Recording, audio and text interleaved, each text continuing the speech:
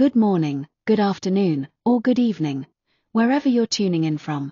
You're watching P New and Social Injustice channel, where we uncover not just the headlines but the heart behind every story.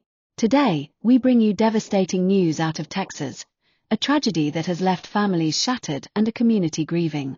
27 lives lost, children and counselors, at a beloved summer retreat known as Camp Mystic. Was this a natural disaster? A failure in warning systems? Or something more that could have been prevented? Let's break it down, respectfully, honestly, and thoroughly. Camp Mystic, nestled in the Texas Hill Country, is more than just a summer escape, it's a legacy. Founded decades ago, it has welcomed generations of children each year for campfires, swimming, team sports, and the lifelong friendships that only summer can bring. With rustic cabins, forest trails, and a deep connection to nature, the camp has always been considered safe, even idyllic. Parents across Texas and beyond send their children here in trust. But this week, that trust was tested in the most heartbreaking way. It started with days of heavy rain. Weather alerts warned of rising waters, but few expected the sheer force of what came next. In the early hours of Thursday morning, torrential rains turned the nearby Blanco River into a monster. Waters rose quickly, too quickly. A flash flood swept through low-lying areas of the camp while most were still asleep. Witnesses say screams echoed through the trees. Camp counselors tried to rally the children to higher ground. Some succeeded. Others were caught in the raging water. By the time rescue teams arrived, it was already too late for many.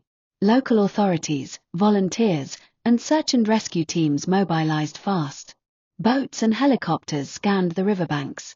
Survivors were found clinging to trees and rooftops. But the devastation was already clear. 27 confirmed fatalities, 15 children and 12 young adult counselors.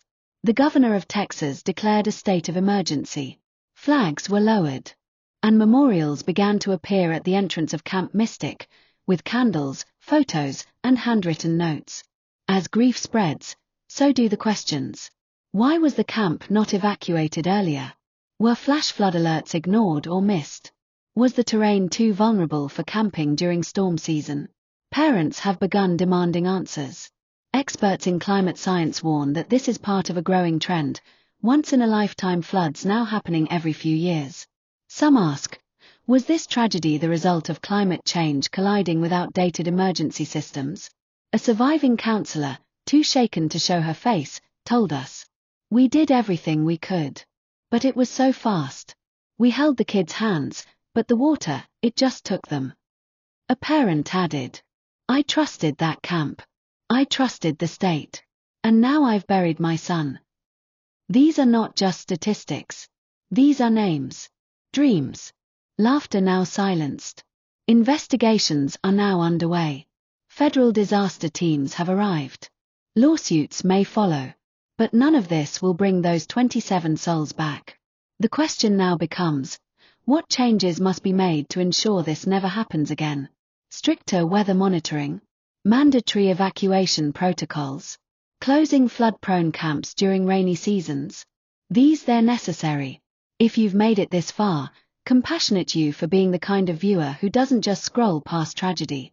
Stay informed. Stay compassionate. We'll continue to follow this story and bring you updates as they unfold. For now, from all of us at P News and Social Injustice Cases channel, we say, may their memories be a blessing. And may we never forget the lessons of Camp Mystic. Please like, share, and subscribe if you want more real reporting that honors the truth and the people behind it.